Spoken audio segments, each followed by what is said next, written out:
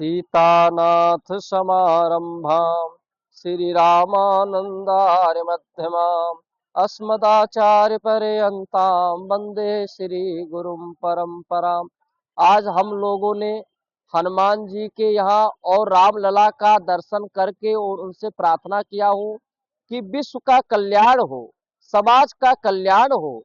क्योंकि जिस तरह अमेरिका, इजराइल और ईरान, ये तीनों युद्ध हो रहा है, ये युद्ध समाप्त हो, युद्ध नहीं होना चाहिए और समाज का और राष्ट्र का भला हो, सबका कल्याण हो।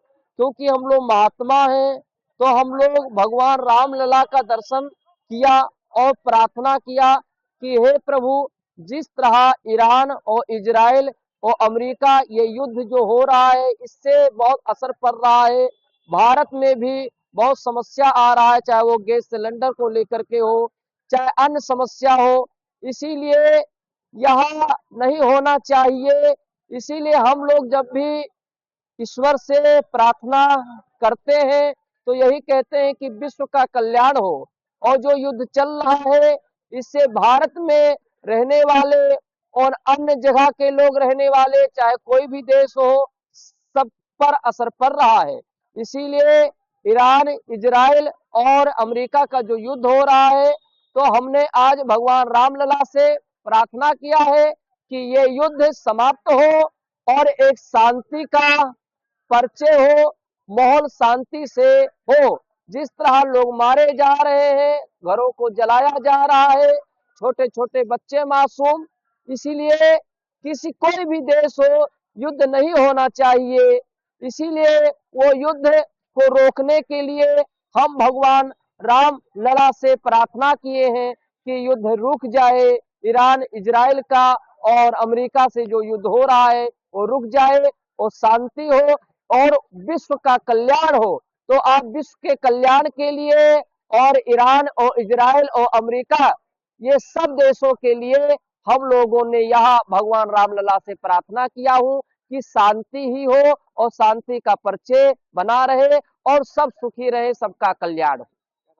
महामंडलेश्वर विष्णुदास, अयोध्या। आज रामलला का दर्शन पूजन करने का सिर्फ यही उद्देश्य है कि देश में जो है आज युद्ध चल रहा है। अन्य विश्व में कई देश ऐसे हैं, इजराइल हो और अफगानिस्तान हो, ईरान हो और पाकिस्तान हो, जगह जगह कई देश ऐसे हैं आपस में लड़ रहे हैं।